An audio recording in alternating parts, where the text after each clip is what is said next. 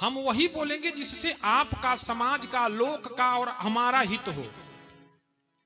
और देखिए, समझिए, हम कथा कहने आए हैं, हमारा स्वार्थ है,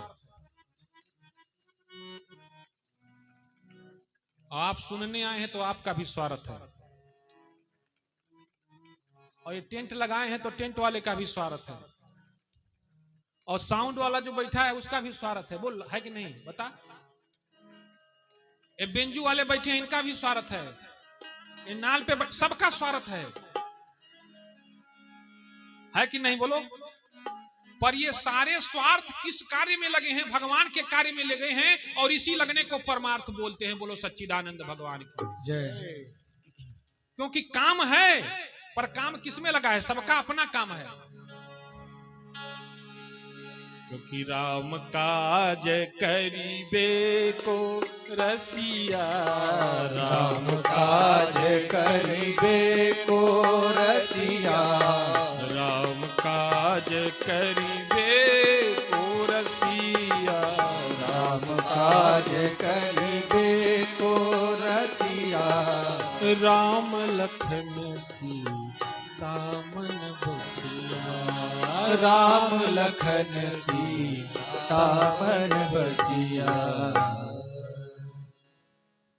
इसलिए आप जो भी करते हो उसको भगवान को सौंप दो।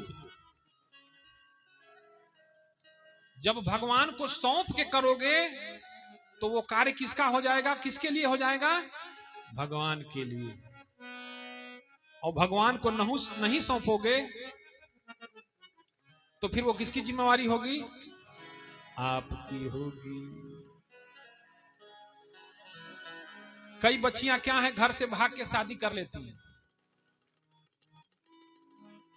दूसरे धर्म में, दूसरे मजहब में शादी कर लेती हैं, और बाद में फिर काट के फ्रिज में डाली जाती है, कुटाई होती है वहां। तो माँ बाप से फोन करते हैं कि शादी तो अपने मन से की, अब तुमको कौन बचाएगा बताओ। घर से भागते समय तो माँ बाप से राय नहीं लिया था।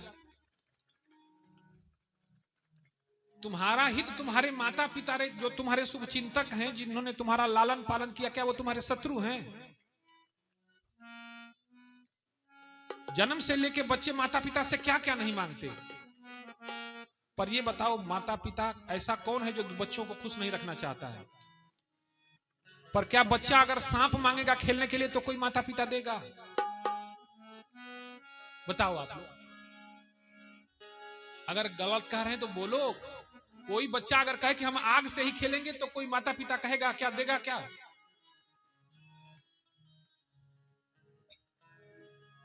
इसलिए हमारी अपनी इच्छाएं तो बहुत हैं, जरूरतें भी बहुत हैं, भगवान से डिमांड भी बहुत है। पर ध्यान दो, डिमांड में डायमंड चला जाता है माई बाप। डिमांड माने मांगल हो, याचना कई।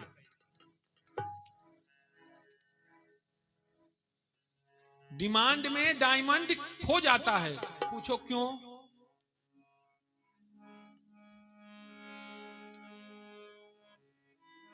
जब तुम मांगते हो ना, तुम उतना ही मांग सकते हो जितना तुम्हारी औकात है, अपने औकात से ज्यादा नहीं मांग सकते।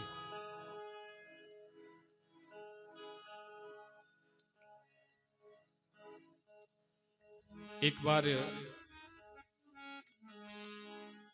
एक राजा जो है नगर भ्रमण के लिए अपने सैनिक दस्तों के साथ निकला।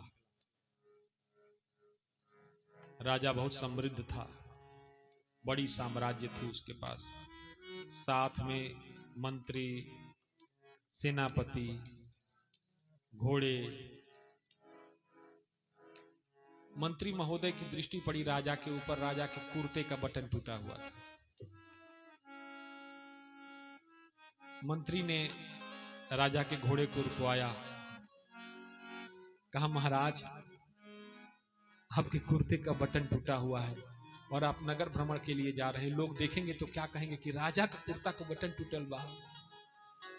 तो उन्होंने कहा कि ऐसा किसी दर्जी को पकड़ के लाओ, फटाक से बटन लगवाओ। अब मंत्री नगर में घूमने लगा किसी दर्जी के पास गया, कहा अरे राजा साहब के कुर्ते का बटन लगाने का। हाँ हाँ भैया लगा देंगे। कहा केकर लगावे के हो? कहा राजा साहब का। अब जो राजा साहब का नाम आए ना, सारे दर्जी कह रहे हम लगा ही नहीं पाएंगे। पूछो क्यों?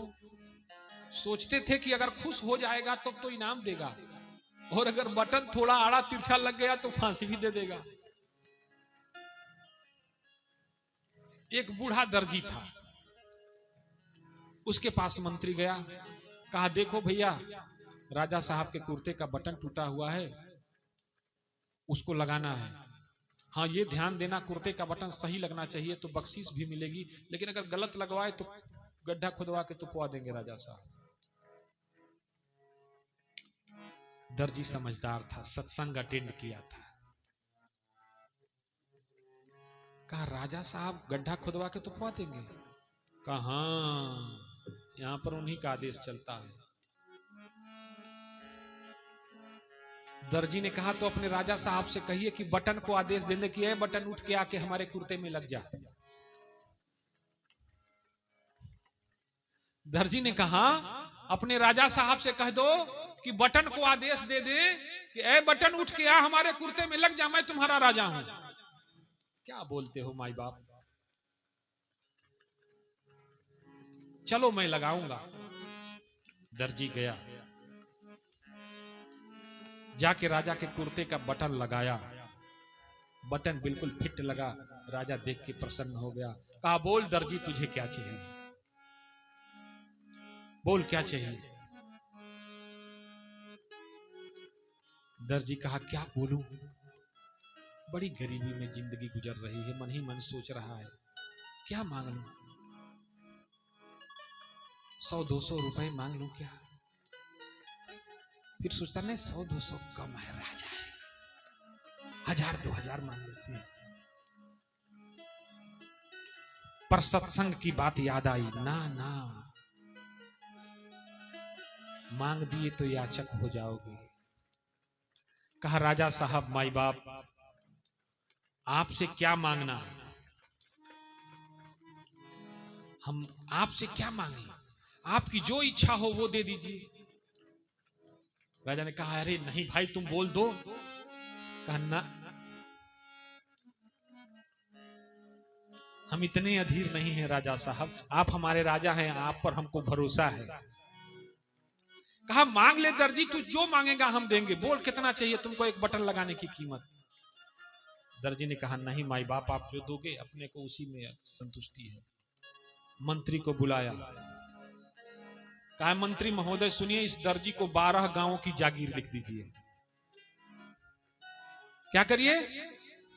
अब बताओ दर्जी क्या कभी जिंदगी में मांग के 12 गांव मांग पाता राजा से?